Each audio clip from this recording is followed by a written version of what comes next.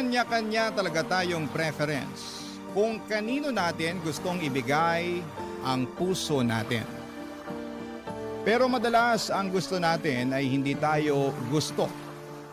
Ikaw, kabarangay, kaya mo bang ikaw ang humahabol o gusto mong ikaw ang hinahabol?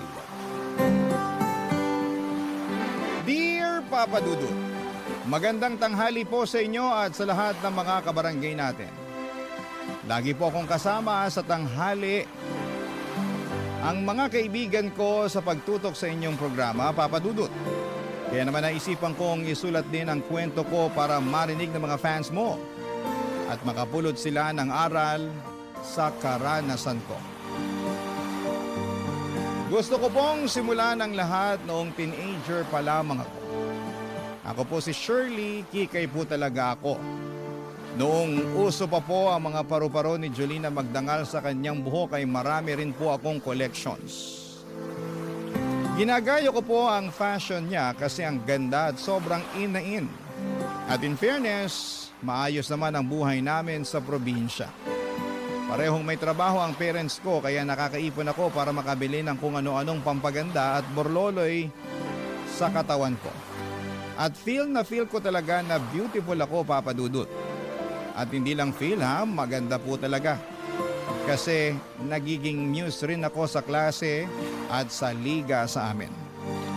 Kahit parang ang saya-saya ko na at nabibili ko na ang gusto ko ay may isa akong hindi maaabot-abot. Walang iba kundi si Marco. Ang gwapo niya talaga, Papa Dudut. Ang kaso'y mukhang ayaw niyang tumingin sa kagandahan ko. Schoolmate ko siya. Same year level kami pero nasa ibang section siya. Crush na crush ko talaga siya. Ang tangos ng kanyang ilong, ang tangkad, ang kulot na buhok, at ang galing pa niyang pumorma. Hindi lang ako ang may crush sa kanya at parang halos lahat ng girls sa campus.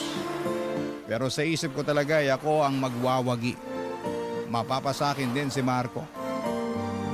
Kung gaano ko kagusto si Marco ay gano'n naman ako kagusto ng kaklase kong si Leo. Crush na crush niya ako.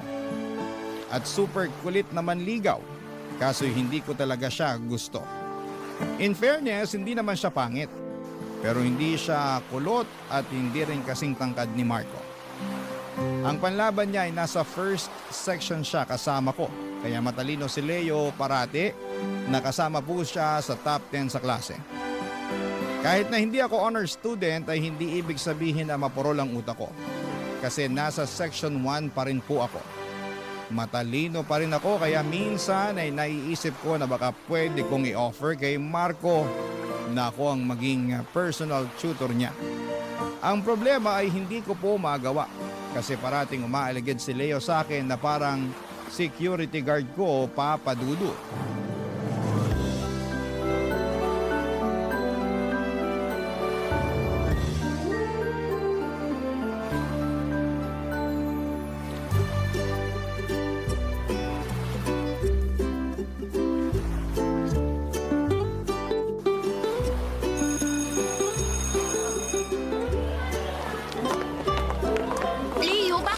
Sinusundan. Saan ka ba pupunta?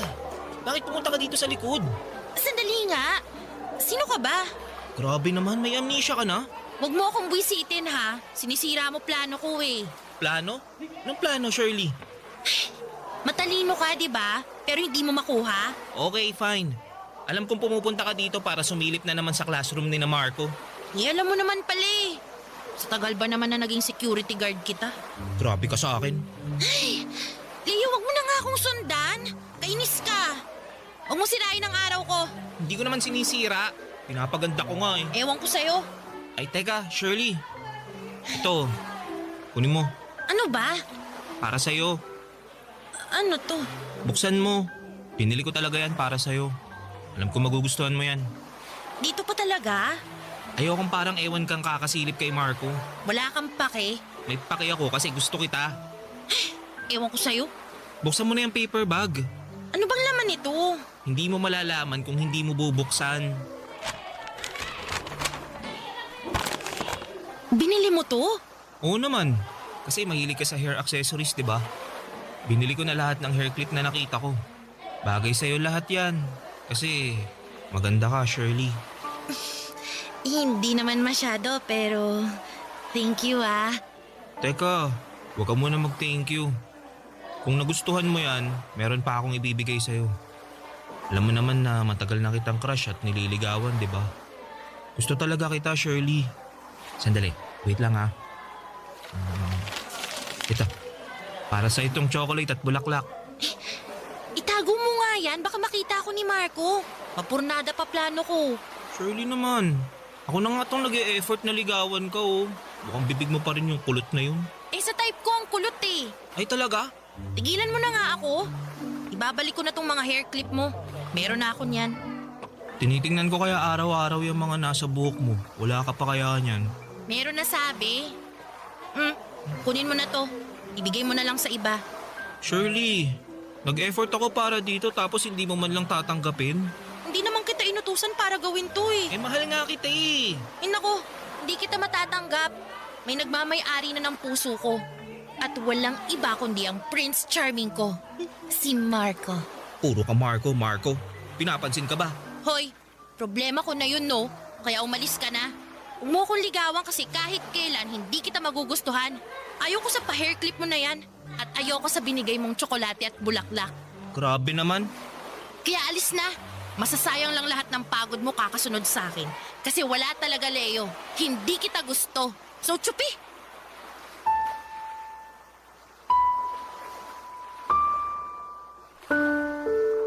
Alam kong mali ang ginawa ko sa kanya. Pero nang mga oras na yon ay hindi ko isinaalang-alang ang damdamin ni Leo. Pinapahalagahan ko lang ang sarili ko. Kaya hindi ako nagdalawang isip sa pagbasted ko sa kanya ng maraming beses. Kahit harap-harapan ko nang sinasabi sa kanya na hindi ko siya gusto, ay sige pa rin siya ng sige sa panliligaw. Walang kapaguran ang paghanga niya sa akin. Para sa kanya, Papa Dudut, ay darating din daw ang umaga na magugustuhan ko siya. Pero sa mga panahon na yon ay hindi ko talaga binigyang pansin ang mga sinasabi niya dahil focus ako sa goal ko, Papa Dudut. Ang mapasakin si Marco, ang maging girlfriend ni Marco. Hindi ako give up ang pag-asa na balang araw ay lilingon din siya. At hindi na lamang ako puro silip sa classroom nila at pag-flames para kalmahan ang sarili at paniwalain na magiging kami. Hindi ko rin maintindihan ang sarili ko, Papa Dudut. Marami namang nagkaka-crush sa akin. Lalo na si Leo na patay sa akin. Pero ako naman ay patay na patay kay Marco. Dalawa lang ang pagpipilian ko. Doon ba ako sa mahal ako o doon sa mahal ko? Siyempre nananaig pa rin ang pagmamahal ko kay Marco, Papa Dudut. Kaso isang araw ay nalaman ko na lamang na may iba na siyang mahal. May ibang babaeng nakakuha sa kanyang atensyon. Ang kaklase niyang si Tina na hindi naman kagandahan at baduy pang pumorma. Ang sakit sa dibdib ko nang silipin ko sila sa classroom at kitang-kita ng dalawa kong mga mata. Ang magkahawak nilang mga kamay, sina Tina at Marco. Magjowa na sila at ako'y inggit na inggit sa babae na parang gusto kong sabunutan. Pero sabi nga ng nakararami kapag jowa pa lang ay hindi pa may-ari ang bawat isa. So pwede pang maagaw. Kaya patuloy lamang ako sa mga plano sa pang-aakit kay Marco at umaasang hihiwalayan niya si Tina at ako ang ipapalit dito. Kami naman dalawa ang totoong bagay kasi, Papa Dudut.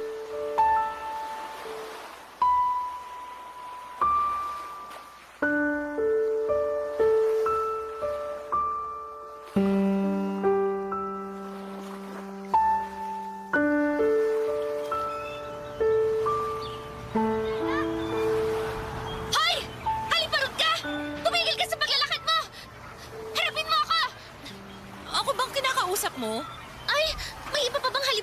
school natin? Di ba ikaw lang? Tigilan mo ako ha, Section 1 ako. Wala akong pakialam kung Section 0 ka pa. Bakit mo nilalandi ang BF ko? Anong nilalandi pinagsasabi mo? Tsaka, huwag mo nga ako sigawan, hindi ako bingi. Sinabi ni Marco na ikaw ang lumalapit sa kanya. Ano yung may pa? Kung gusto mo ng tutor, kausapin mo lang ako. Handa akong tulungan ka kasi gusto ko maayos sa grades mo. Wow! Ibang level ka rin, ha? Ganyan ba kadesperadang magka-jowa ang muse ng Section 1? Tigilan mo ako, Tina. Kung hindi papa-guidance kita. Eh, di gawin mo. Hindi ako natatakot sa pag-guidance na yan. Gusto ko nga para magkaharap-harap tayo at sasabihin ko sa office kung gaano ka kalandi. Ah, ganon. Eh di magharap tayo. Hindi ako natatakot sa tulad mo. Ako pa talagang hinahamon mo. Eh, ikaw lang naman ang haliparot na lumalandi sa BF ko. Huwag mo akong tawaging malandi. Maganda lang ako kaya lumalapit si Marco sa akin. Ay, talaga? O sige na nga, maganda ka na. Kasi parang paso ng bulaklak yung ulo mo sa dami ng paru-paro. Ang sabihin mo, wala ka lang fashion sense. Ay, ang sabihin mo, hindi ka type ni Marco. Sana liparin ka na ng mga paru-paro na yan sa ibang mundo. Dun sa pantasya mo. Kasi never mo makukuha ang BF ko. Hindi ka nakakasiguro dyan. Ay, talaga lang, ha? May balak kang agawin siya, ha? Hindi ko sinabi yan. Gusto mo yata ng sampal. Ay, kung sigurado ka sa pagmamahal ng BF mo, hindi mo ako pagseselosan. Inggitera, dapat sa'yo mag-ayos-ayos eh. May boyfriend ka ngang gwapo, pero mukha ka namang palaka. Bawiin mo ang sinabi mo, ha? Hindi ako mukhang palaka. Hindi! Ay, paano kung hindi ko babawiin? May magagawa ka. Kinugalit mo talaga ako, ha? Tina! Tigilan mo si Shirley! Ay, ang aso mo nakasunod pala. Pero pagdating sa kalandian ng amo, hindi niya nabantayan. Pwede ba, Tina? Lubayan mo nga si Shirley. Umalis ka na. Bakit? Hindi ba totoo ang sinabi ko? Kala mo hindi masakit yung pinagsasasabi mo na aso ko? Bakit? Hindi ba yun masakit, ha? Tama! Ikaw nga, daig mo pa aso na tahol ng tahol eh. Sabi mo, BF mo si Marco. Nakuha mo na siya, pero insecure ka nga lang. Hindi ako insecure, no? Ayoko lang may langaw na umaali-aligid sa PF ko. Lumayo ka nga kay Shirley. Bakit ka ba nakikisali dito? Umalis ka na. Oo na, alis ako. Naalibadbaran ako sa inyo. Umalis ka na nga. Dami pa sinasabi. Ewan ko sa inyo. Okay ka lang ba, Shirley? Okay lang ako. Nangialam ka pa. Isa ka rin eh. Diyan ka na nga. Inis na inis ako sa araw na yon, Papa Dudut. Hindi lang kay Tina, kundi pati na rin kay Leo. Pinapalala niya kasi ang sitwasyon at baka nga kailangan pa ni Marco or akalain pa ni Marco na kaming dalawa at hindi matutuloy ang gusto ko na kaming dalawang magkatuluyan. Gustong gusto ko talaga si Marco, Papa Dudut. Pero paano nga ba niya ako magugustuhan? Gagayahin ko si Tina na napaka-common ng styling? Iiwan ko na ba ang mga collections ko ng Jolina hair clips? Baka kung maging simple lamang ang fashion ko. At lilingon na sa akin si Marco ay makikita na niya ang kagandahan ko. Pero itong si Leo walang sawa pa rin umaaligid sa akin. Patuloy pa rin siya sa kakaligaw. Saan ba talaga ako? Doon ba ako sa mahal ko, sa tinitibok ng puso ko, sa crush na crush ko pero hindi naman ako crush? O pagbibigyan ko ba si Leo? Or huwag pansinin? Yun ang mga nasa isipan ko ng mga panahong yon. Papa Dudut, siguro ay push ko na lang na magpaganda ako para mapasakin ang lalaking gusto kong maging boyfriend. Barangay Love Stories. Barangay Love Stories. Alam po ninyo, Papa Dudut, sa kakasunod ni Leo sa akin at sobrang patay na patay nga niya sa akin, ay napag-isip-isip ko na baka pwede ko siyang bigyan ng pagkakataon para naman maranasan ko rin na magkaroon ng nobyo. Alam nyo pihikan ako. Kay Marco lang hindi. Pero hindi rin naman niya ako gusto. Mas gusto niya yung hindi kagandahan. Si Leo naman ay hindi kasing gwapo ni Marco pero cute pa rin nang titigan ko siya isang araw nang hindi niya ako pansin habang sinasagutan niya ang assignment namin sa physics. Siyempre magaling siya sa klase at advantage ko yon kasi kapag hirap ako sa mga assignments ay to the rescue talaga siya. Binibigyan ako ng sagot. Naisip ko na lamang kung si Leo ang magiging husband ko. For sure, may matino siyang trabaho. Pero erase. Hindi ko iniisip ang kasal-kasal. Hanggang boyfriend na siguro muna. Hanggang doon lang ang kaya ko. Para rin siguro makalimutan ko si Marco. Kaya isang araw ay pumayag ako makipag-date sa prom namin kay Leo, Papa Dudut.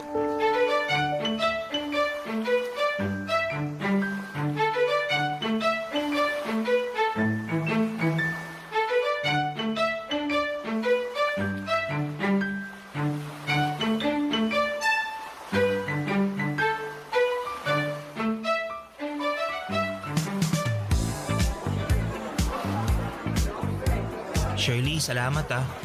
Saan? Dito, na pumayag ka na ako ang date mo sa prom. May choice pa ba ako eh? Kinausap mo na lahat na ikaw lang ang pwedeng maging prom date ko. Seryoso, salamat. So, masaya ka na. Oo, syempre naman. Abot langit. Pangarap ko kayang ikaw ang maging prom date ko. Tingnan mo, iting tagumpay kaya ako. Wow, congrats! Shirley, this time, pwede ba tanggapin mo na? Tanggapin ang ano? Ito, Anong meron sa bag mo? para sa'yo. Teddy bear? Bakit?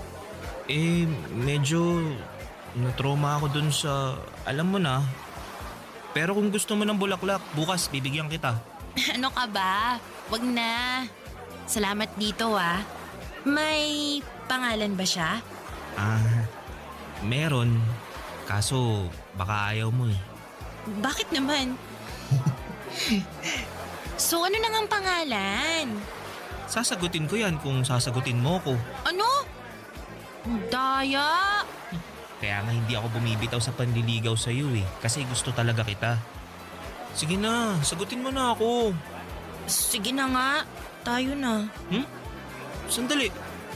Tama ba yung narinig ko? Ulitin mo nga. Sabi ko, tayo na. Oo, talaga? Oo. Yes! Yes! Salamat! Salamat! Salamat! Shirley! Salamat! Sandali, hindi ako makahinga. Grabe ka naman kumakayakap. Ay, sorry. Sobrang saya ko lang kasi. So, anong pangalan niya? LL. As in, Leo and Lay. Parang tunog anak lang. Iba talaga sigurong nasa isip mo. Mag-college muna tayo bago yung anak-anak. Kaya si LL na muna ang anak natin. So, anong tawagan natin? Nanay, tatay? Ayoko, no? Sige, kahit ano. Basta, siya, LL siya. Payag ka na. May magagawa pa ba ako? Sobrang saya ko. Hindi ko akalahin na papayag ka. Nakita ko naman yung effort mo eh. Kaya sabi ko, why not? Bibigyan kita ng pagkakataon. Nako, hindi ka talaga magsisisi. Saka, iingatan ko tong pagkakataon na to. Alam mo, tama yung sabi mo eh. Pag-aral muna tayo sa college. Magkaroon ng trabaho. Tapos, saka na tayo magpakasal at magkaanak para may magandang future ang magiging anak natin. Sa ngayon, si LL muna ang katabi mo sa inyo.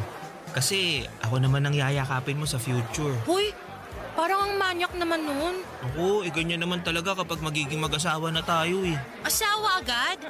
Kakasagot ko lang sa'yo ah. Ganun naman talaga dapat. Hindi ito laro para sa akin, no? Gusto ko na ikaw ang magiging future ko. Serious mo? Dapat naman talaga kitang seryosohin. Oh, masaya ka na. Sino ba namang hindi? Girlfriend ko na yung crush ko eh. Yay! Nako, dapat sabihin mo pala to, no? Ano? Mahal kita, Shirley. Ha? Uy, mahal kita! Mahal din kita, Leo and LL. Okay na. Okay na, okay. Ang saya ng prom na to. Woo! Kitang-kita ko talaga kung paano kumikislap ang mga mata ni Leo ng gabing yon. Pero sa sumunod na araw, naging gaga ako. Binalik ko si LL kay Leo, hindi ko pala kayang maging GF niya. Iba pa rin ang nasa puso ko. Akala ko kung sasagutin ko si Leo at mawawala na sa isip ko si Marco, pero hindi papadudot. Lalo na noong nakita ko siya na napatingin sa akin nung umuwi ako sa prom. Nagpang-abot ang aming mga mata. Na-realize ko na siya pa rin ang gusto kong maging BF at hindi si Leo. Kaya hindi na ako nagpaligoy-ligoy pa. Isang red flag ang ginawa ko kay Leo. Nakipaghiwalay ako. Sobrang na-devastate ang puso ko at puso niya ng araw na yon. At hindi niya napigilan ang sarili na umiyak sa harapan ko. Nagmakaawa to give our relationship a chance kasi hindi pa nga nag 24 hours ay hiniwalayan ko na. Pero hindi na ako pumayag. Inayawang ko na siya. Simula noon ay hindi na ako kinukulit ni Leo. Iniiwas na niya ang mga mata niya sa akin at tinupad ang sinabi niyang hindi na niya ako guguluhin kung talagang walang chance na maging kami sa future. Araw-araw ay nakokonsensya ako pero pinangatawanan ko rin ang desisyon ko. Hanggang sa graduate kami ng high school. Dahil sa hindi pa rin mawala sa isipan ko si Marco, ako ang babaeng humahabol sa crush ko.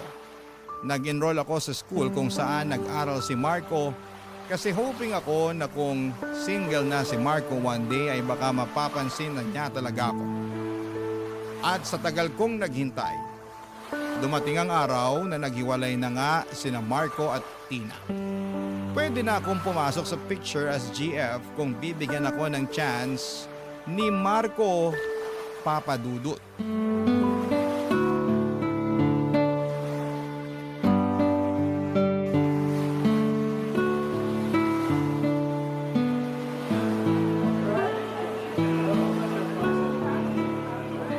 Alam mo, mas makakatapos ka kapag may inspiration ka. Ano? Inspired naman ako ah. Marami akong mga pangarap, mga planong gawin. Gaya ng makapag-abroad. O, sapat na inspirasyon na yon. Grabe naman to. Di man lang ba ako kasama sa mga inspirasyon mo? Ikaw talaga puro kabiro. Alam mo, Shirley, pasensya ka na sa ex ko ah. Ikaw kasi lapit ka ng lapit sa akin, yan tuloy. Inaway-away ka. Ako naman ang nagwagi. Ex mo na siya, di ba? Kaya hindi niya na ako maaaway ngayon kasi ako na magiging girlfriend mo. Ha? Marco, matagal ko nang pinangarap yun. Hindi yung maghiwalay kayo ni Tina ha. Kundi para makaganti ako sa kamalditahan niya sa akin. Ano lang, inihintay ko lang yung ito na pwede nang maging tayo. Baliw ka talaga. Oo naman. Nababaliw ng puso ko sa'yo. Oh, ibang klase ang banat ah. Wala nang preno. Hindi ako bumabanat, Marco. Matagal na kitang gusto. Matagal na akong sumusunod sa'yo. Kaya nga, dito ako nag-enroll para mapalapit ako sa'yo eh. Pero, huwag ka mag-alala. Nag-aaral naman ako. Yun nga lang, gusto kong mapalapit sa'yo. Marco, gawin mo naman akong girlfriend mo. Total, single ka na. Magiging mabait ako, promise. Magiging perfect girlfriend ako. Sige na. Ayan na, nagpapakababa na ako. Tama lang naman din na pinupush ko yung gusto ko, di ba? Pantay naman tayo ng karapatan. Hindi porket babae ako bawal na akong hindi ligawan ng lalaking gusto ko. Ang tapang ko nga, di ba? Oo, matapang ka. Pero... OMG. Parang maririnig ko bang masasakit na salita ngayon? Mabait ka sa akin, Shirley, pero... hindi talaga kita gusto eh. Aray naman. Sorry, Shirley ah. Hindi mo ba talaga pwedeng bigyan ng chance? Buksan mong puso mo sa akin. Hindi ba talaga ako kaibig-ibig, Marco? Sorry talaga, hindi kita gusto eh. Hindi ko nakikita ang sarili ko sa'yo na kasama ka sa future bilang asawa ko. Kasi yun naman dapat kapag magkakarelasyon, di ba? papunta doon pero wala talaga, Shirley. Hanggang pagkakaibigan lang talaga ang kaya kong ibigay sa'yo. Ang sakit. Ang sakit-sakit. Bakit ganun? Sorry na, Shirley. Huwag ka namang umiyak sa harap ko. Nakukonsensya naman ako sa sinabi ko. Pero, nagpapakatotoo lang naman ako eh. Saka salamat sa pagiging totoo mo sa akin. Sa paghanga mo. Ang dami kong ginawa para lang mapalapit sa'yo. Pero nga pa rin ako. Maganda ka naman, Shirley eh. Kasi di ba maraming nagkakagusto sa'yo. Si Leo. Ilan mo nga kakabanggit sa pangalan niya? Mabait si Leo. Matalino pa. Bagay nga kayo nun. Pareho kayong matalino. Tama na! Tayo ang bagay! Tayo, Marco! Nasabi ko na ang dapat kong sabihin. Saka, kahit kailan hindi kita pinaasa. Alam mo yan. Sorry talaga na hindi ko masusuklian ang paghanga mo sa akin. Nakakainis ka! Akala ko talaga magugustuhan mo ako kasi lahat talaga ginawa ko para sa'yo eh. Shirley, nagpapasalamat talaga ako para ron pero hindi kita pinilit na gawin yun. Ikaw pumili nun. Akala ko kapag ginawa ko yun magiging tayo na. Lalo na ngayon wala na kayo ni Tina. Eh ikaw naman kasi, assuming ka agad. Siguro magpapahinga muna ako. Focus muna sa pag-aaral. Alam mo naman na kahit biniyayaan tayo ng kagwapuhan, yun nasabi nila, hindi ako biniyayaan ng talino talaga eh. Medyo kailangan pa ng pagsisikap para maipasa ko mga subject ko. Dami mong dahilan. Sorry na talaga, Shirley. Hindi talaga kita gusto. Oo na! Oo na! Tama na!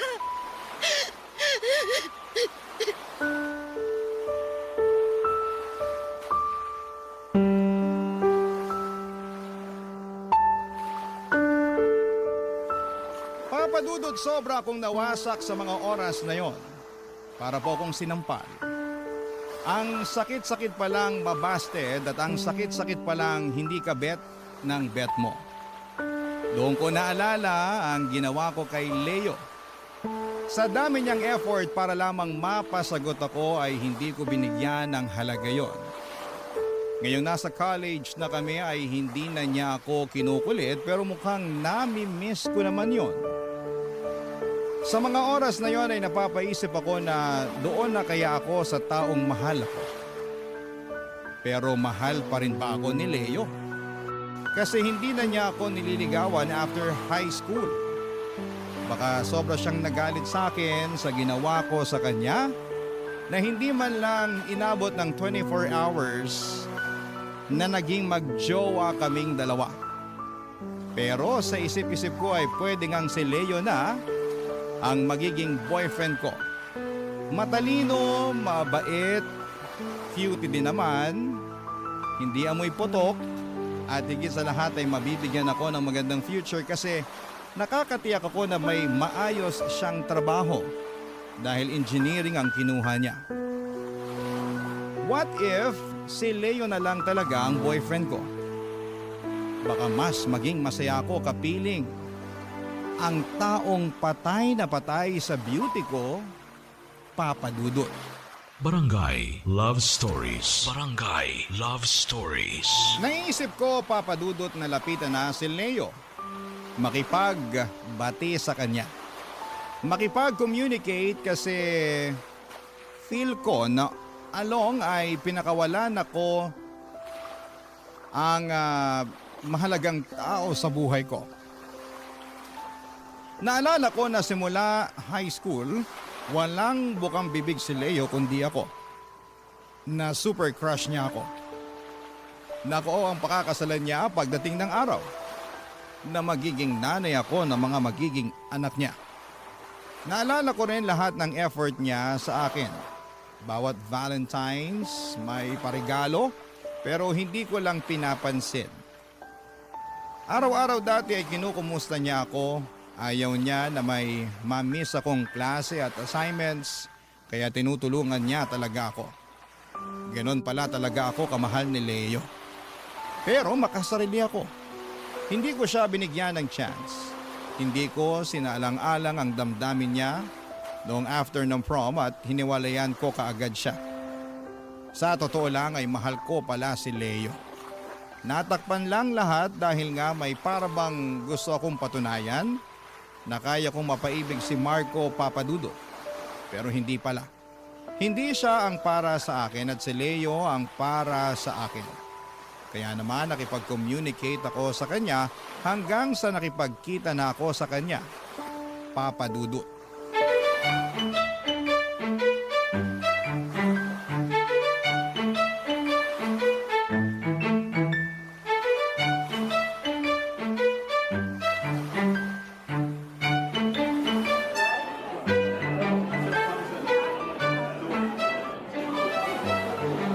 Anong nakain mo at niyaya mo pa ako dito?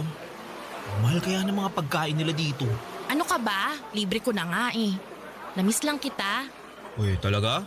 Oo naman. Iniiwasan mo kaya ako.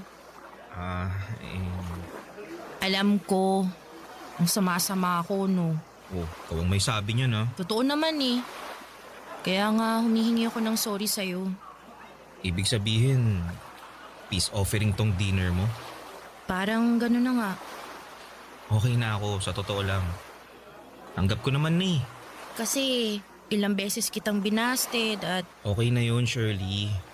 Saka, masaya naman ako sa mga pangungulit ko sa'yo nun eh. Natatawa na nga lang ako. Walang bitterness, totoo.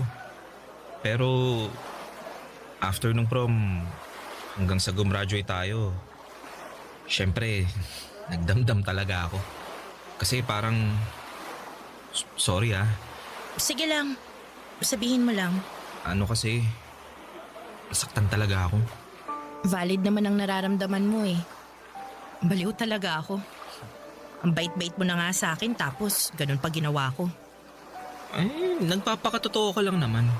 Hindi mo ako gusto kaya hanggang dun lang. Tanggap ko na. Pero masaya ako ngayon na nakapag-usap na tayo. Usap lang? Ha? Ito naman no, ang sabi ko, usap lang masaya ka na? Oo, syempre naman. Kaibigan kita eh. Kaibigan lang? Oo. I mean, mas open na ako ngayon. Alam mo yun, yung... Ano? Ano? Gusto mo pa rin naman ako, di ba? Oo, pero Pero, noon, pangarap ko talagang ikaw ang makasama ko sa future eh. Pero napag-isip-isip ko na pag-aaral na muna. kaya pala hindi ka na nag-e-effort na kausapin ako para makapag-move on ka at pag-aaral na lang ang atupagin mo. Pwede mo naman ipagsabay ah. Gusto ko maging inspiration mo. Talaga? Oo naman.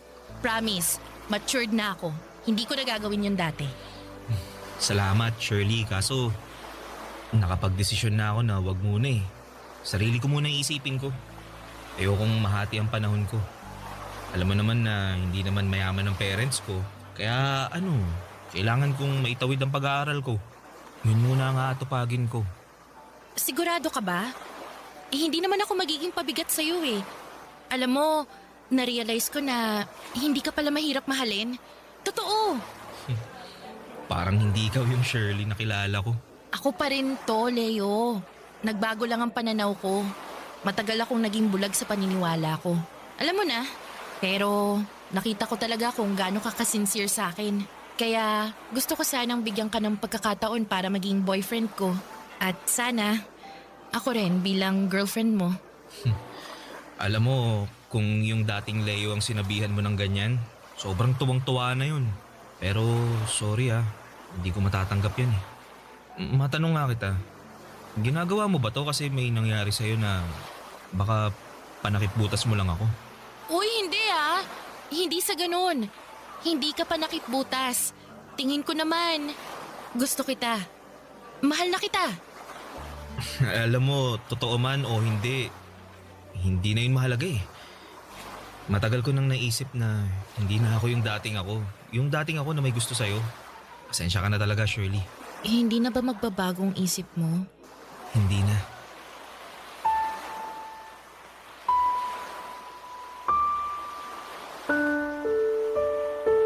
Papadudot, ang sakit pala talagang marinig na hindi ka mahal ng taong mahal mo. Papa Dudut, mahal ko po si Leo. Ang sakit palang mabasted. Ang sakit pala ng ginawa ko noon. Double busted ako ngayon.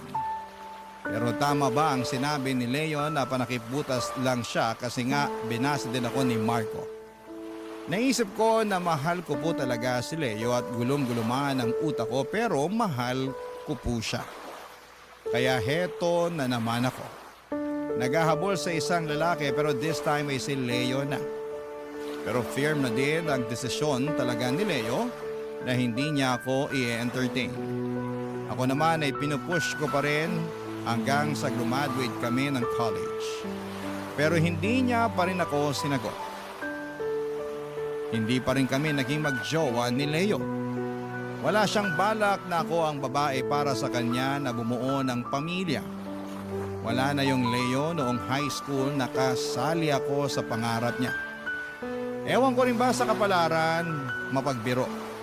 Naging katrabaho pa ni Leo si Tina, ang dating GF ni Marco. Naging close silang dalawa kaya ako ay sobrang selos na selos. Kahit na hindi naman ako ang girlfriend ni Leo. Isang araw nga sinugod ko pa si Tina, Papa Dudut.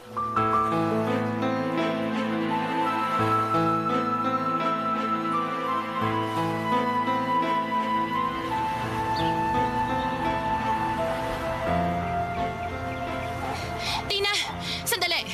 Pwede ba tayo mag-usap? Anong pag-uusapan natin? Tapatin mo ako. Inaakit mo ba si Leo? Ano? Inaakusahan mo ba ako, ha? Kita ko kung gaano mo inilalapit ang sarili mo kay Leo. Ano ka ba? Magkatrabaho kami. Kaibigan ko siya. Kaya kami malapit. Eh ikaw, sino ka ba para tanungin ako ng ganyan? Oh, nagsiselos? Bakit? Girlfriend ka ba niya? Sa pagkakaalam ko, hindi. Kaya anong karapatan mo para pagsabihan ako kung nilalandi ko si Leo? Kung nilalandi ko man. Hoy, tigilan mo na nga yung kakaselos mo na wala sa lugar. Alam mo, panira ka sa buhay ko. Anong panira? Ah, gets ko na. Hoy, hindi ko sinisira ang buhay mo. Ikaw ang may hawak ng buhay mo. Tsaka, hindi ba wala na kami ni Marco? Matagal na. Bakit hindi mo ibuhos ang energy mo dun sa kanya? O baka lahat ng lalaking malapit sa akin, yun ang gusto mong puntiryahin? Nang klase ka? Kung maldita ka! Ah! Butiwan mo ang buhok ka! Nakakainis ka! Baliw ka! Baliw! Ano nangyayari sa inyo? Tumigil na kayo! Tumigil na! Shirley, Tina, tama na yan! Pagsabihan mo yung babaeng yan, ha? Pinagseselosan ba naman ang pagiging close ko sa'yo? Kapal na mukha mo! Malandi ka kasi! Hindi ako malagde! Sino ba ang sunod ng sunod sa lalaki, ha? Ako ba? Ikaw! Inaakit mo sila! Pwede ba, Shirley? Tama na! Mag-usap nga tayong dalawa, Shirley. Halika, sumama ka sa akin. Saan tayo pupunta? Basta!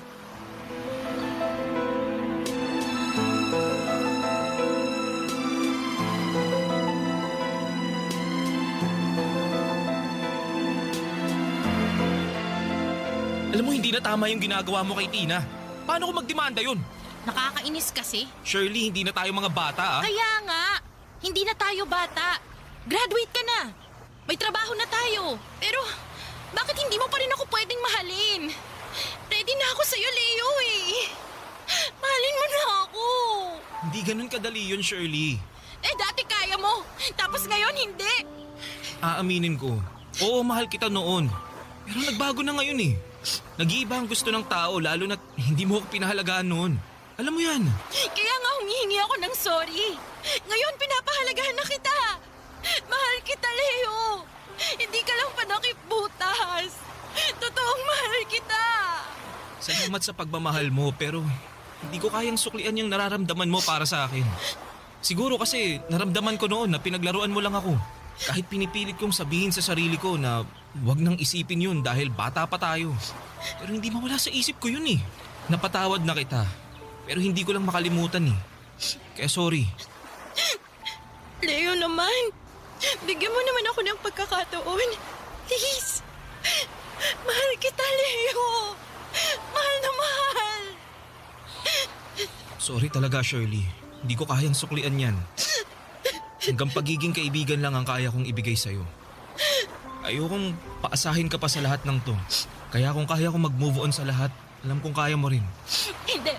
Alam kong mahal mo pa rin ako. Alam kong gusto mo pa rin ako. Shirley, makinig ka. Wala na. Wala na talaga. Sorry.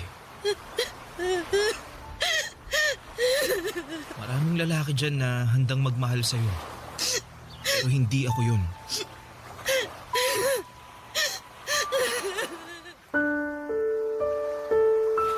Hindi ko talaga makalimutan ang araw na yon. Sobrang bigat sa pakiramdam. Wala na talaga. Inayawan na ako ni Leo. Wala nang pag-asa pang maging kami.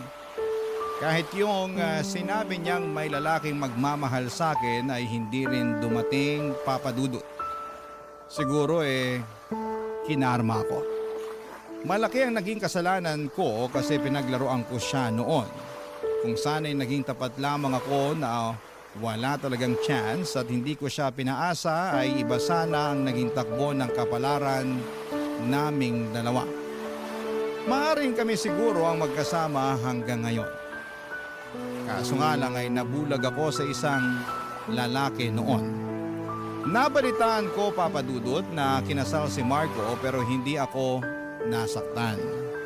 Pero noong nabalitaan kong kinasal na si Leo ay sobrang iniyakan ko talaga, Papa Dudut. Mahal ko pala talaga si Leo. Sinayang ko ang lalaking mahal na mahal ako noong high school. Sa ngayon ay single pa rin ako. Single, 47 years old, tita, at baka forever tita na lamang ako. Hindi ko na mahabol ang grace period para maikasal pa ako. Matanda na. Lumipas na ang kabataan ko.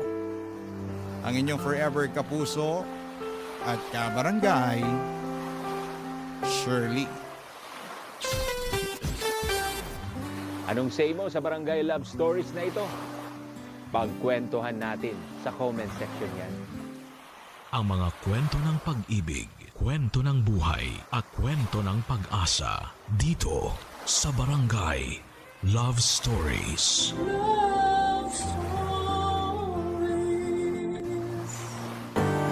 May mga taong ayaw magbanat ng buto para kumita ng malinis na pera.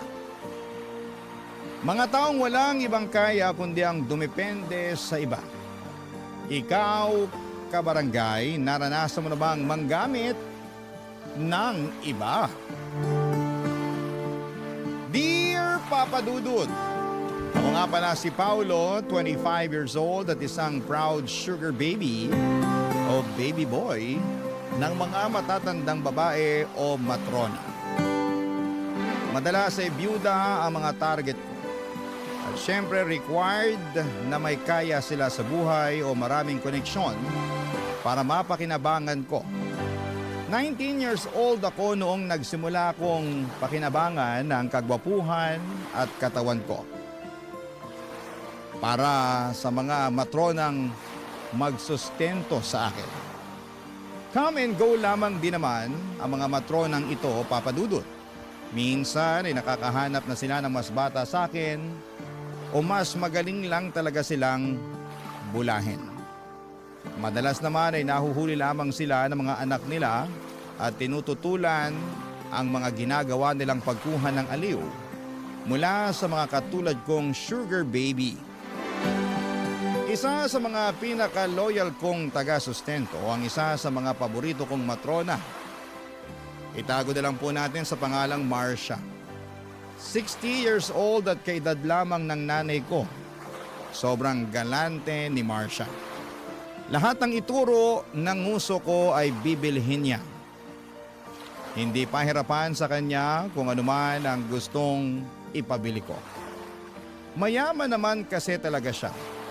O mas magandang sabihin na mayaman ang naging asawa niya. Matagal na siyang byuda, maswerte lamang na iniwanan siya ng mga negosyo at iba pang mga yaman. Yun nga lang, Papa Dudut, ay wala silang naging anak. Kaya ang libangan ni Marcia, ako at wala nang iba pa.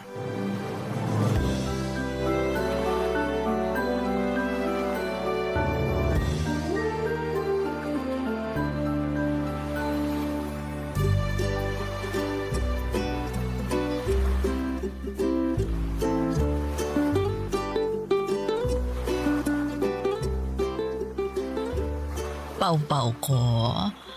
Ay, bakit na kasi maangot ang baby ko? Eh kasi naman. Wag na lang pala, nakakahiya. Ngayon ka pa ba nahiya sa akin? Eh, nakita ko na ang lahat sa'yo eh. Uy, wag maingay.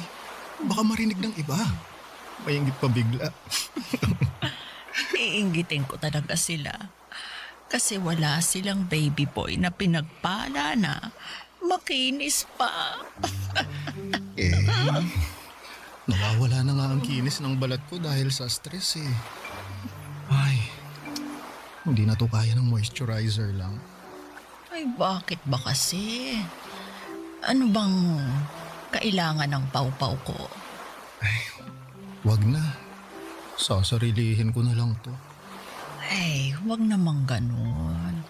Ano bang kailangan mo? Sunscreen from Korea o Japan? Meron ako nun. Gusto mo bang magpa-body scrub? Hindi yan ang kailangan ko eh. Ano nga? Nai-stress kasi ako, baby. Paano ba naman? Malapit nang kumupas yung mga t-shirt ko, kakalaba. Wala na rin sa uso. Hirap na ako mamili ng isusuot kada aalis ako. Yan lang ba ang problema mo? After ng meeting ko mamaya, pagsha-shopping kita. Hindi dapat kumukupas ang damit ng baby ko. Kasalanan ko rin naman. Kasi palagi ako naglalaba. Hand wash pa. Nai-stress na naman ako bigla. Tingnan mo naman itong mga kamay ko. Hawakan mo. Ay, ang lambot naman ng kamay mo. Hindi na nga malambot ang mga kamay ko eh. Tingnan mo nga oh. Konti na lang kasing gaspang na ng talampakan ko yung mga palad ko. Dahil sa kakalaba ko to. Bakit kasi ikaw pa ang naglalaba? Bakit hindi mo na lang ipa-laundry? Ako na lang ang magbabayad. Wala kasi akong tiwala sa mga laundry shop. Baka mamaya mapag-interesan pa nila ang mga damit ko. Alam mo namang puro branded tong damit ko. Oo, alam kong branded yan. Ako kaya ang bumili lahat ng mga damit mong yan. O diba? Kaya nga sayang kung nanakawin lang sa laundry shop. Kaya sana, ang gusto ko, bagong automatic washing machine. Yung meron na ring dryer para hindi na ako magpiga. Saka para tuyo na agad yung mga damit ko. Naku, iyan lang naman pala ang kailangan mo. Hindi mo na lang ako diniretso. O sige, bibigyan kita ng perang pambili niyan. Yun! Thank you, my loves, The best ka talaga. Saka syempre, huwag mong kakalimutan yung bayad, para dun sa utility man na magkoconnect at mag-ayos ng washing machine sa bahay, ha? Oo, may kakilala ko. Ako nang bahala riyan.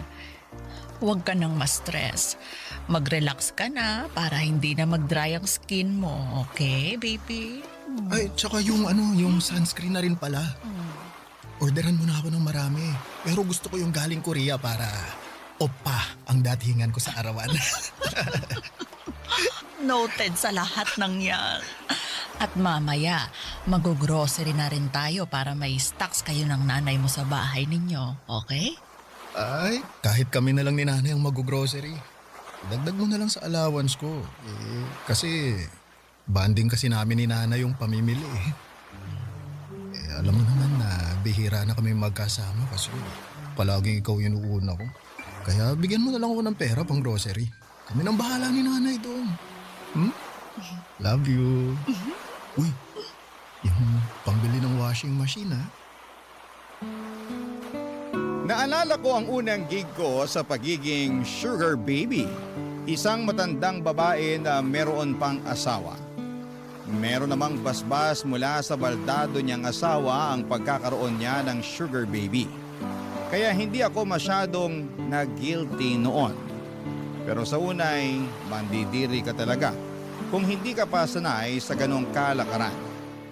Pikit mata ko na lamang na tinanggap ang gustong ipagawa sa akin ng unang naging sugar mommy / matrona ko.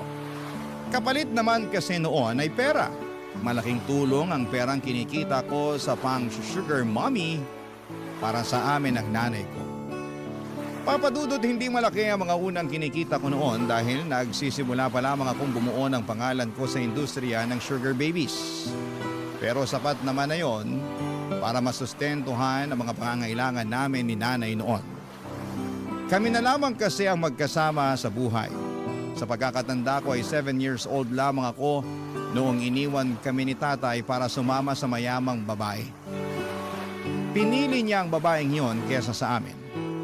Inamin niyang nasilaw siya sa pera at palibasa nga ay mahirap kami noon at siguro'y napagod na lamang si tatay na magtrabaho ng magtrabaho. Pero hindi naman kami umangat sa buhay.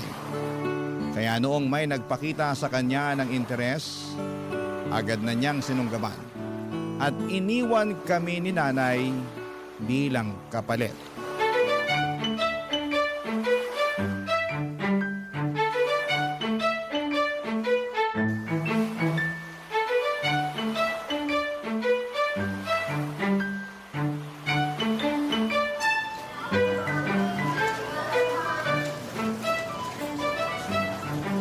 Ay, Paolo, bakit ba bigla-bigla kang nag-ayang mag-grocery? Marami pa naman tayong stock sa bahay. Nay, balita ko kasi may bagyong parating kaya mabuti nang handa tayo. Ay, oo nga. Meron nga palang bagyong parating. Ilabas mo na lahat ng damit mong marumi mamaya pagka-uwi natin. Pati yung bedsheet mo, palitan na rin para maisama ko na sa labahan. Habang hindi pa nagtatago ang araw, mamadaliin ko ng paglalaba. Teka, relax ka lang, Nay. Hindi na natin kailangan ng araw para makapagpatuyo ng labada. Bakit? Ang ibig kong sabihin, bibilhan na kita ng automatic na washing machine. Ay, yung merong dryer? Yung hindi na kailangang bantayan palagi? Oo, bantayan na lang po natin yung bill ng kuryente kasi panigurado, tataas ang singil sa atin sa susunod. Ay, ayoko na pala niyan. Mataas pala ang konsumo sa kuryente. Talo tayo riyan. Hayaan mo na ako sa batsyag palo-palo. Kaya ko pa naman kahit mano-mano. Ay nako, Nay, hindi ko naman nahahayaan na mas lalong gumaspang ang kamay nyo kakalaba. Kaya nga bibili na tayo ngayon ng washing machine para hindi na kayo mapapagod. Mahal ang singil sa kuryente ka mo. Walang problema ron, Nay. Kaya kong bayaran kahit umabot pa ng 10,000 ang kuryente natin kada 15 days. Sabi ko naman sa'yo, promoted ako sa trabaho ko. Saka meron pa akong bonus kada buwan dahil marami akong naipapasok na kliyente sa office namin.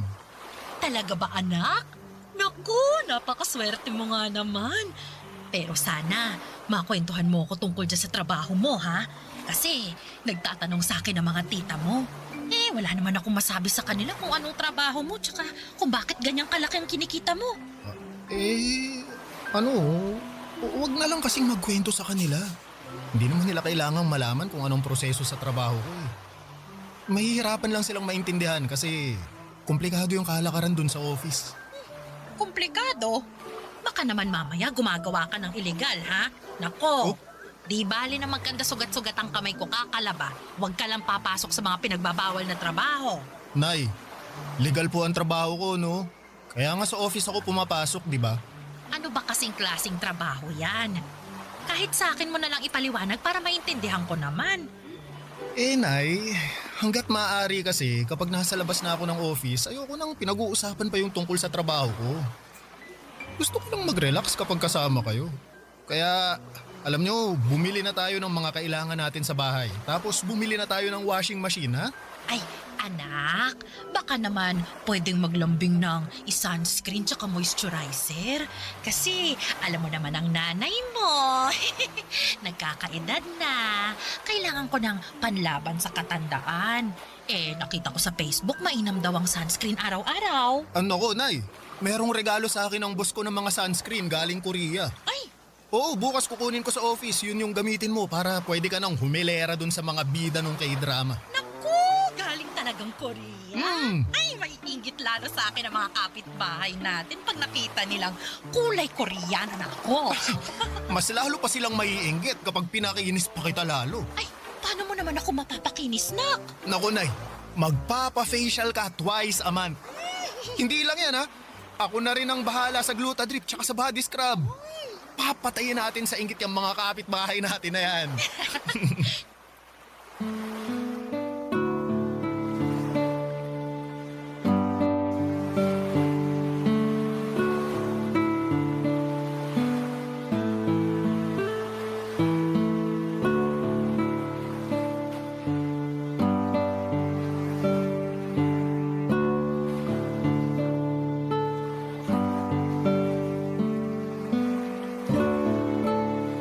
Papadudot, hindi alam ng nanay ko ang tungkol sa pagiging sugar baby ko. Bakit ko naman sasabihin sa kanya? Alam ko namang pipigilan niya ang ginagawa ko. Lalo't sa ganong dahilan kami iniwan ni tatay noon. Naniniwala naman siya na nagtatrabaho ako sa opisina.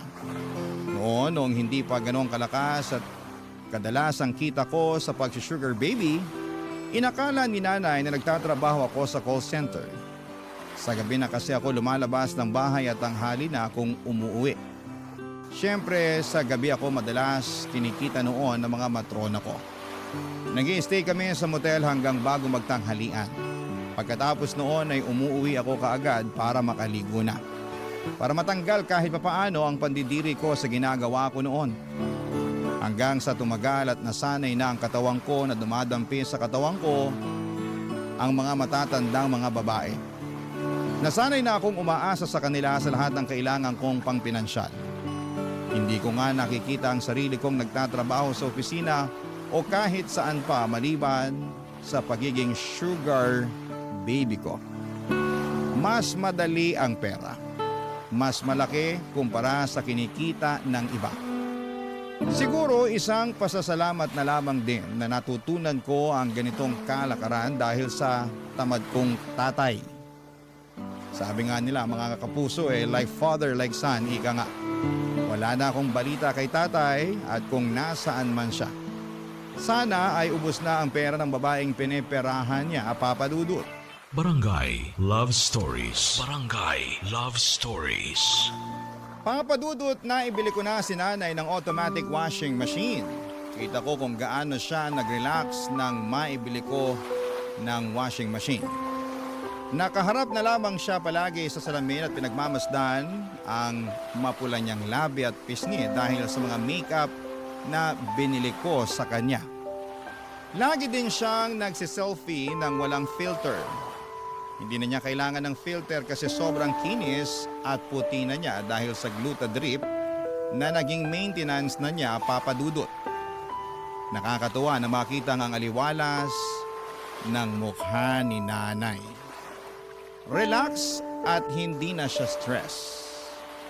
Hindi gaya nung naghihirap pa lamang kami. Ni bumili ng bagong tsinelas ay hindi niya magawa para sa sarili niya.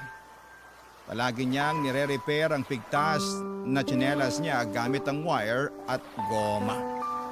Iyon marahil ang inspirasyon ko para ipagpatuloy ang pagkayod bilang sugar baby. Ayoko nang makita si nanay na nagre-repair ng lumang tsinelas gamit ang wire at goma. Gusto ko siyang bilhan palagi ng bagong labas na mga sandals at sapatos. Kaya naman sinikap kong galingan ang pangbobola sa mga matrona ko. Isa na sa ginagalingan ko ng pangbobola ay si Deli. Senior na rin at isang biyuda, Papa Dudut. Mabusisi ito sa mga inaabot niya sa akin at hindi kasing galante ni Marcia. Pero malawak ang koneksyon niya sa gobyerno at iba pa. Kaya alam kong magagamit ko yon para maambunan ako ng tulong balang araw kapag kinakailangan na.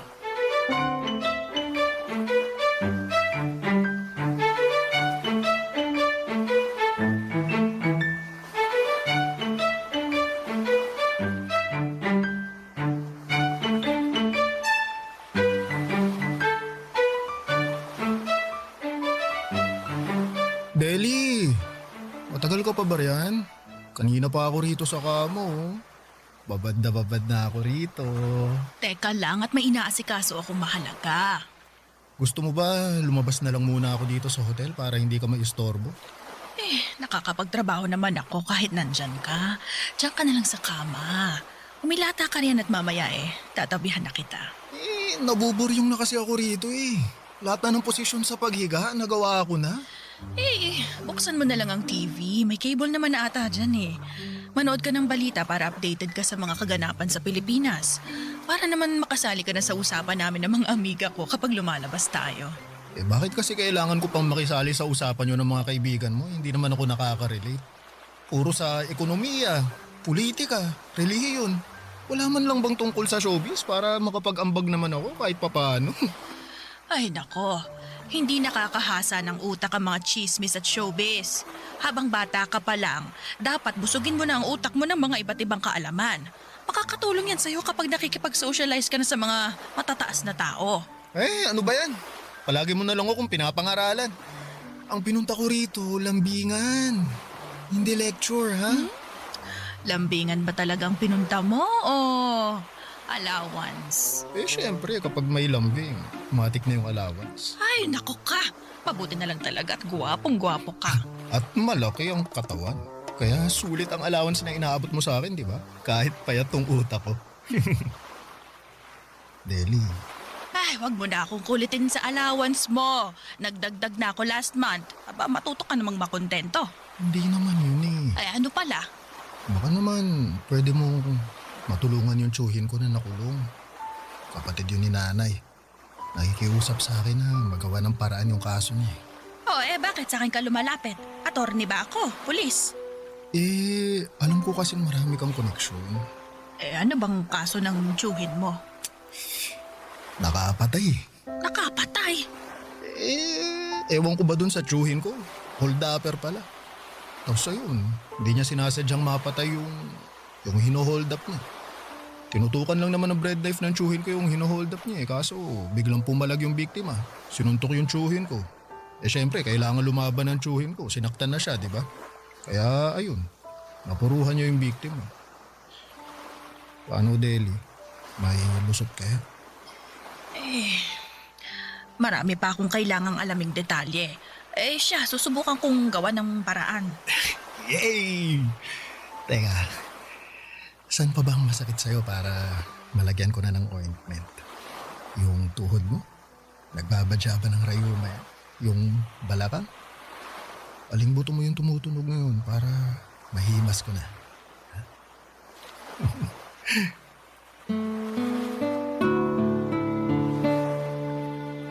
Sa pagmasahe ko noon kay Deli ay bigla kong naalala si nanay. Naalala ko noong nagsimula kaming dalawa na lamang ang magkasama. Laging nasa labas si nanay para rumakit sa palengke. Tagabuhat siya ng mga prutas at gulay tuwing madaling araw. Tagahugas ng mga gulay sa tanghali, sa gabi naman ay tagawalis ng kalsada. Alanganing oras na ang uwi niya at pansin ko kung paano siyang paika-ika kung lumakad dahil sa sakit ng katawan. Kaya lagi akong may katabing ointment noon para pagkabukas pa lamang ni nanay ng pinto ay sinasalubong ko na siya ng ngiti at ino-offera na agad ng masahe. Doon ko nakikita kung paanong ngumingiti si nanay sa akin, papadudot. Para bang nawawala bigla ang pagod niya. Parang sa isang iglap ay lahat ng pananakit ng tuhod, kamay, likod at balakang niya ay nawawala ng bigla. Bata pa lamang ako ay natuto na akong magmasahe. Kaya naman nagamit ko yon sa mga teacher ko pagkatapos ng klase. Nagpapamasahe sila at syempre may bayad po yon. Inuuwi ko kaagad kay nanay para may pandagdag sa pambili ng ulam. Hanggang sa pagbibinata, nagamit ko ang pagmamasahe ko para kumita. Sa pagmamasahe ko nga sa isang pinagbabawal na spa, ay nakilala ko ang unang naging sugar mommy ko.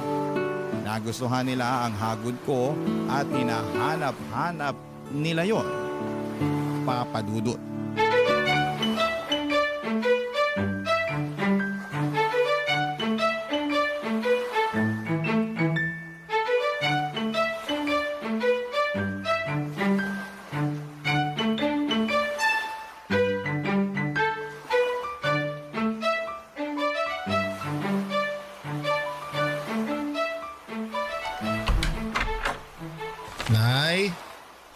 Nay, nakauwi na po ako. Paolo, anak! Kanina pa kita hinihintay. Mabuti na lang at nakauwi ka na. Naku, saktong-sakto. Nagluto ko ng sinigang na hipon. Paborito mo. Uy, biglang kumulo yung tiyan ko dun ah. Halika na para makakain na. Habang mainit pa ang sabaw. Ginawa na rin kita ng patis na may sili at kalamansi. Lalong kumulo yung tiyan ko sa sausawan na yan ah. Naglaway naman tuloy ako bigla. talo ko pa tuloy yung naglili. Ibaba mo na yung mga bit-bit mong paper bag para makakain ka na. Lika na. Ay, si nanay naman hindi man lang na-excite sa nakitang mga paper bag na bit-bit ko. Ano ba yung mga pinamili mo? Ikaw na bata ka talaga. Hindi na kasya ang mga damit mo sa aparador, ha? Tapos nag-shopping ka na naman ulit. Di bumili tayo ng bagong aparador para magkasya ng mga damit ko. Pero nay, alam nyo, hindi naman sa akin itong mga nasa shopping bags eh. Para sa inyo to. Ay, para sa akin? Bakit? Birthday ko na naman ba, anak? Oh, bakit? Tuwing birthday ka lang ba dapat regaluhan? Wala namang okasyong kailangang i-celebrate para bilhan mo ko ng regalo. Nay, gusto ko lang i-celebrate ang pagiging best nanay nyo sa buong mundo. Anak ha, ang corny mo na. Naghahanap ka lang ng dahilan para gumastos eh. Nasa mall na kasi ako kanina. Nakita ko, ang daming bagong labas ng mga damit. Feeling ko bagay sa inyo lahat ng pinamili ko. Check nyo, dali. Ito, oh. Patingin nga. Anak, ang gaganda nito, hala. Oh, di ba? Ang mamahal din ako. Ay nako, isuli mong lahat ng to. Anak, masyadong mahal. Parang dalawang bang groceries na natin to eh. Magkano ba? Ay, naku, baka pang-apat na buwan pa. Oy, Nay. Hindi ko na po isusoli yan, no? Sa inyo na yan. Enjoyin nyo na lang para kapag nagsisimba kayo ng mga plastic nyong friends, meron kayong ipang rarampa. Patayin nyo sila sa inggit, Nay, ha? Make your son proud, ha? Naku, ikaw talagang bata ka. Kung iniipon mo na lang ang perang pinangbili mo rito, hindi natin alam kung anong mangyayari kinabukasan. Kailangan handa tayo. Ito na yung huling beses na bibilhan mo ko ng luho, ha? Mag-iipon na tayo. Sige po. Kung saan kayo magiging masaya. Mag-iipon tayo. Pwede tayong bumili ng bahay para hindi na tayo umupa. Magnegosyo tayo. Tapos mag-travel tayo sa buong Pilipinas. At sa buong mundo. Tapos bibili tayo ng... Oo. Nay. Naku. Kakasabi ko lang kung saan kayo magiging masaya eh. Tapos bigla naman kayong iiyak dyan.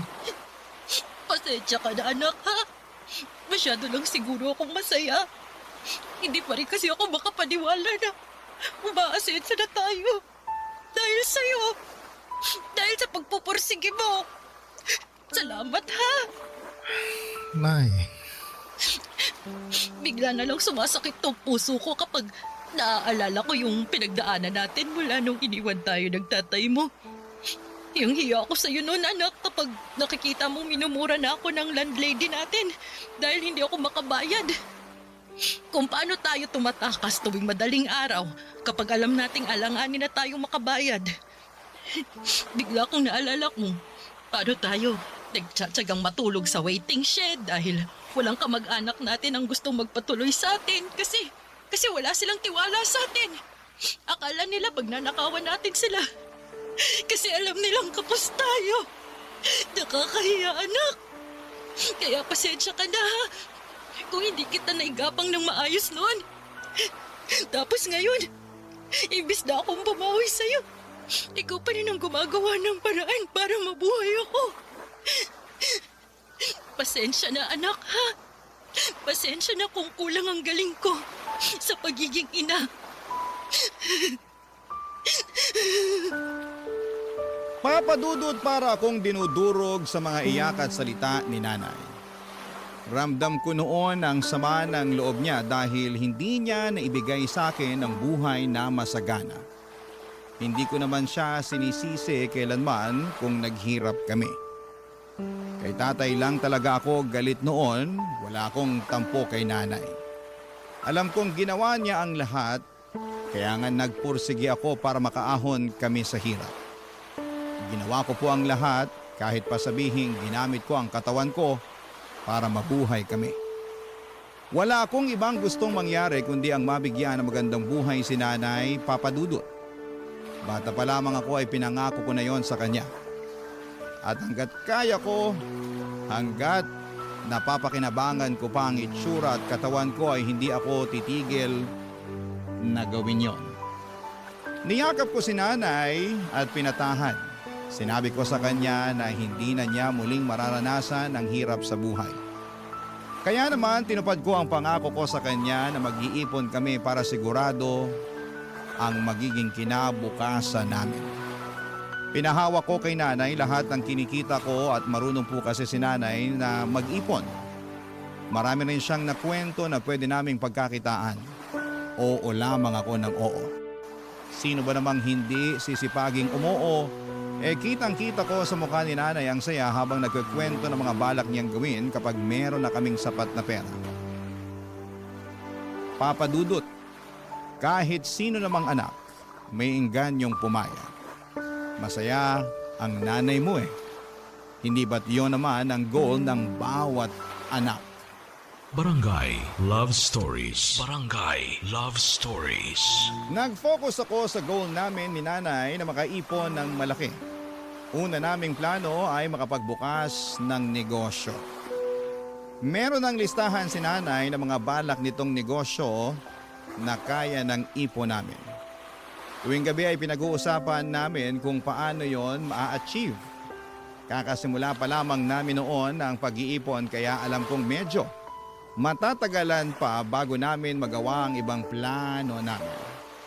Hindi na ako lumustay pa ng pera para sa mga material na bagay. Nag-check na rin kami ng mga murang bahay sa probinsya. Pangarap kasi ni nanay na makabalik ng probinsya para doon na tumira. Gusto kong tuparin yon para sa kanya. Dinagdagan ko na rin ang ibang sugar mommy ko at merong yung mga nakilala ko online. Sapat na sa kanila na hinaharot ko sila at pinapadalhan ng mga masiselan na mga pictures. Tumagat na rin po ako sa mga ganap online para sa mga bakla. Nagpapadala din po ako ng mga pictures na masiselan sa kanila. At dahil doon ay mas nadagdagan pa ang kinikita ko. Pero syempre hindi ko pinabayaan ang dalawang main matronas ko, sina Deli at Marcia. Higit sa lahat ay sila ang makakatulong sa akin para sa mga pangarap namin ni nanay. Kaya naman ginalingan ko sa kanila lalo. Lahat ng gusto nila dapat ay sundin ko.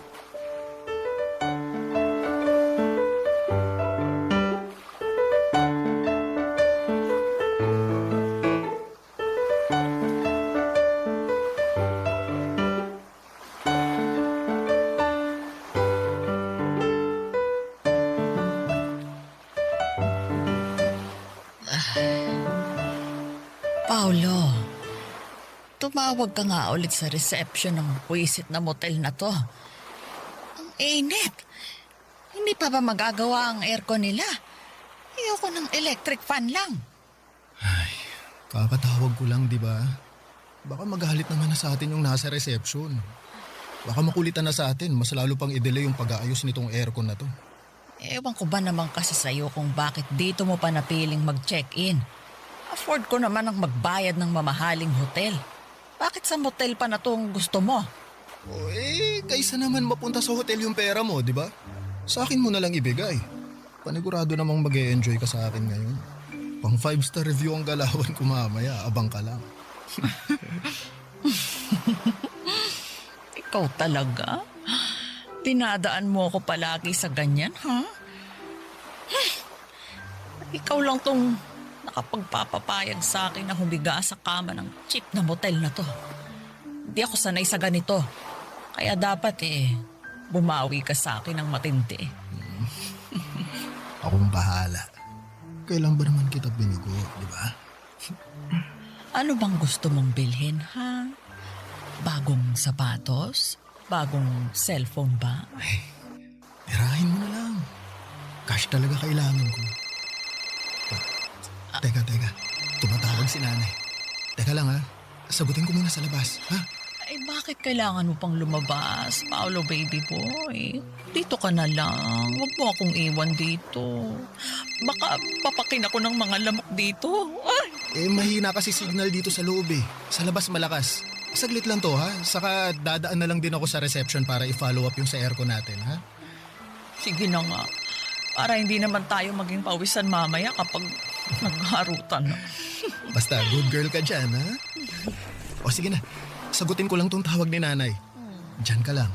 Pagbalik ko, dapat ready ka na. Opo, sir.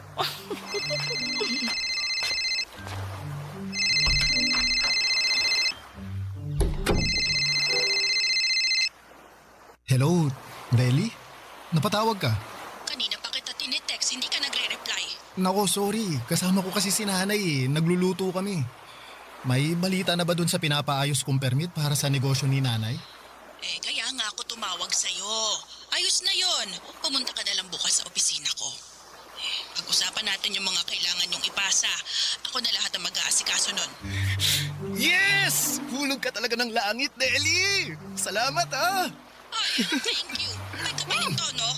Alam ko. Akong bahala sa'yo. Gusto mo ba sa office natin gawin? Bakit pa ba kita papupuntahin ng opisina ko kung hindi ko rin gustong gawin ng alam mo na? Akong bahala. Bawing-bawi ka sa tulong mo sa akin. Oh, sige na, sige na. Babalikan ko na si nanay. Magluluto pa kasi kami ng ulam eh. Usap na lang tayo bukas, ha? Good night. Bye.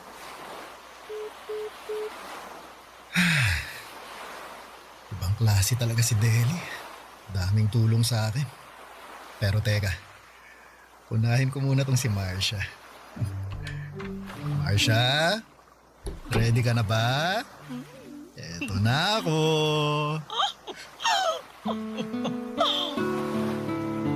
Totoo po ang sinabi ko kay Marcia. Wala akong girlfriend, puro sugar mommy, oo. Pero yung karelasyon talaga ay wala. Ayoko. Sakit lamang yon ng ulo. At saka ayokong gumagastos para sa iba. Maliban kay nanay at sa akin. Madamot ako sa ibang tao. Parang hindi ko kayang i-share ang mga kinikita ko sa ibang tao. Kahit nga maraming babae ang lumalapit sa akin para magpapansin, para magpakita ng interes. Pero hindi ko talaga sila trip dahil alam kong wala naman akong mapapala sa kanila. Saka sa pagdaan ng panahon ay natuto na ako maging praktikal, papadudot. Alam kong pera ang dapat mangibabaw sa lahat. Kung hindi naman yon maibibigay sa akin ng isang babae ay wala siyang magiging puwang sa buhay ko. Pangarap at sinanay lang ang pinagkakaabalahan ko sa lahat. Sa pagdaan pa ng mga buwan sa tulong ng mga sugar mommy ko ay malaki nga ang naipon namin ni nanay. Hindi na rin problema ang mga permit sa negosyo at sa mga tatangkilik dito. Dahil bahala na raw si Deli doon. Yun talaga ang nagustuhan ko kay Deli. Hindi man siya kasing galante ni Marcia pero gusto niya akong maging wais sa pag-handle sa pera. Siya pa nga itong tumutulong sa akin para makaipon pa ng mas maayos. Hanggang isang araw.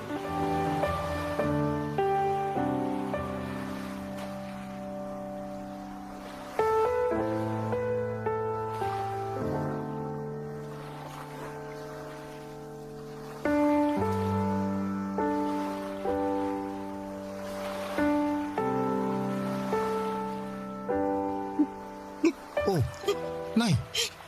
Nay, okay lang po kayo? Anak! Nay, ano bang nangyayari? May masakit ba sa inyo? Bakit? May namatay po ba? Anak! Huwag kang magagalit, ha? Kinakabahan naman ako sa inyo, Nay. Ano po ba yun? Sabihin niyo na. Anak! May boyfriend ako. Boyfriend? O ano ngayon? Hindi ka ba nabigla? Nako, Nay. Bakit pa ako mabibigla? Pinaganda nga kita ng pinaganda, di ba? Dextrose mo na ang glutat, puro ka makeup. Bakit pa ako mabibigla na nakabingwit ka ng boyfriend? Kayo naman, oh. Yan ba ang sa tingin mo, ikagagalit ko? Walang problema sa akin kung may boyfriend ka na, Nay. Matagal na rin naman nung iniwan tayo ni tatay, eh. Deserve niyong magkaroon ng bagong lalaki na magmamahal sa inyo. Mas bata siya sa akin, Paolo. Halos kaidaran mo. Sugar mommy daw niya ako. Ano? Sugar mommy? Ikaw, Nay? Iyon bang sinusustentuhan ko kapalit Oo, Nay. Oo, alam kong ibig sabihin nun. Bakit? Saan? Sino? Pinakilala lang naman sa akin ng isang kazumba ko. Uso naman daw, tsaka sayang. Nay, ano? Nalulungkot ako eh. Naiinggit ako dun sa iba. Meron silang kasama. Kaya ayun, pumatol ako. Nag-aabot ako, kaya lang.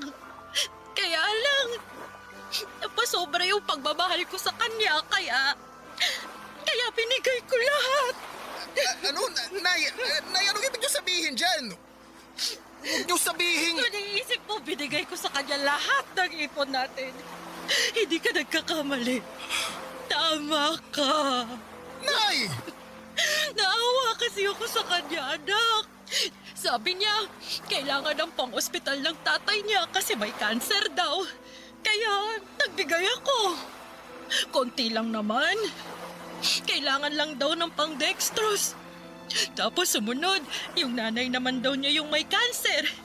Eh di nagbigay ulit ako. Tapos sumunod, yung kapatid naman niya yung may cancer. Ganun ba?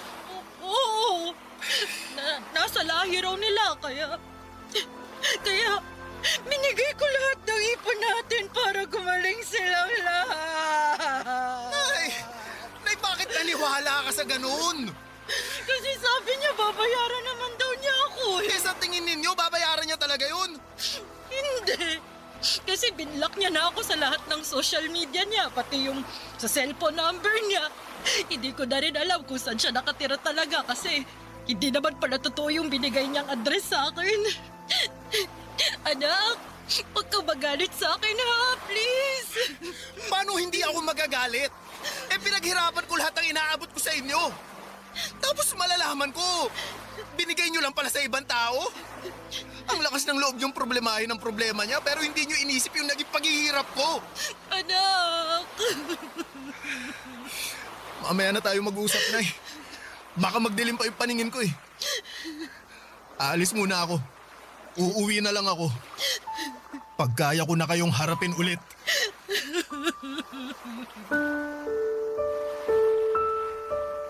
Papadudot, muntikan ko nang aminin noon kay nanay ang tungkol sa pagiging sugar baby ko.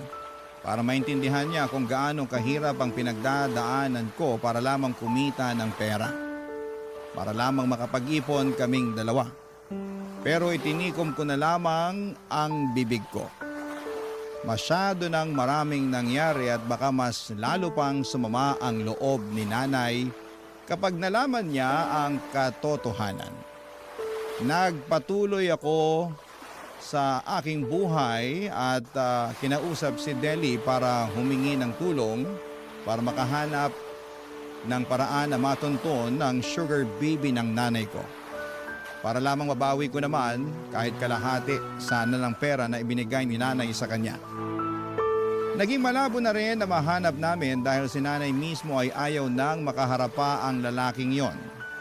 Ipagpasa Diyos na lang daw namin ang lahat para sa mga ganong tao na nanggagamit ng kapwa nila para sa pera. Bigla naman akong kinabahan dahil tulad ng lalaking yon ay namimera din ako ng iba. Pinabayaan ko na nga lang din, Papadudot. Siguro'y yun na rin ang karma ko dahil sa mga pinerahan kong matatanda. Pero hindi naman ibig sabihin ay hihinto na ako sa kalakaran. Ang pagiging sugar baby lang ang alam kong paraan para mabuhay kami ni nanay at makabawi ulit. Papadudot, nagpatuloy ako sa ganong buhay. Nagsimula ulit kaming mag-ipon. Ang mahalaga na lamang sa ngayon ay natuto na si nanay at nangako na siyang hindi na ulit magpapahulog sa isang sugar baby o baby boy. Maraming pong salamat sa pagbasa ng aking liham. Ang inyong kapuso at kabarangay forever, Paulo. Ano ang masasabi mo sa ating Barangay Love Stories today? Aabangan namin yan sa aming comment section.